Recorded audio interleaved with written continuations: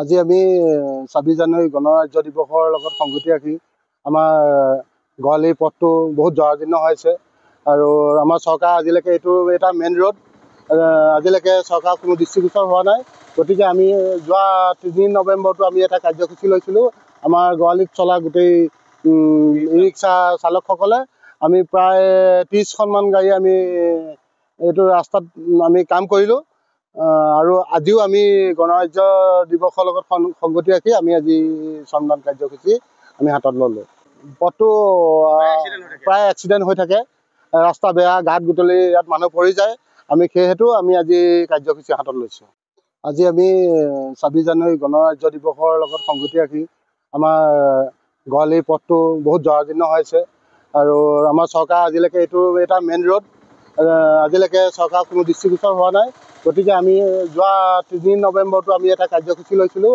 আমাৰ গোৱালিত চলা গোটেই ই ৰিক্সা চালকসকলে আমি প্ৰায় ৩০খনমান গাড়ী আমি এইটো ৰাস্তাত আমি কাম কৰিলোঁ আৰু আজিও আমি গণৰাজ্য দিৱসৰ লগত সংগতি ৰাখি আমি আজি শ্ৰমদান কাৰ্যসূচী আমি হাতত ল'লোঁ।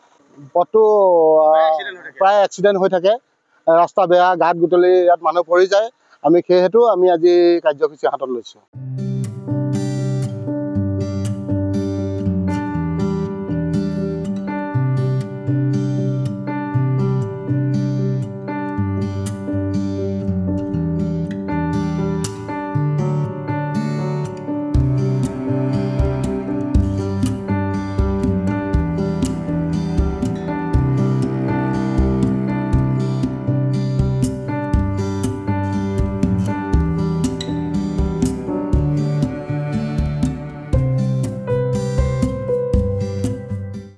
আজি আমি ২৬ জানুৱাৰী গণৰাজ্য দিৱসৰ লগত সংগতি ৰাখি আমাৰ গোৱালিৰ পথটো বহুত জৰাজীৰ্ণ হৈছে আৰু আমাৰ চৰকাৰ আজিলৈকে এইটো এটা মেইন ৰোড আজিলৈকে চৰকাৰ কোনো দৃষ্টিগোচৰ হোৱা নাই।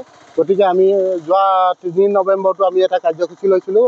আমাৰ গোৱালিত চলা গোটেই ই ৰিক্সা চালকসকলে আমি প্ৰায় ৩০খনমান গাড়ী আমি এইটো ৰাস্তাত আমি কাম কৰিলোঁ আৰু আজিও আমি গণৰাজ্য দিৱসৰ লগত সংগতি ৰাখি আমি আজি শ্ৰমদান কাৰ্যসূচী আমি হাতত ল'লোঁ।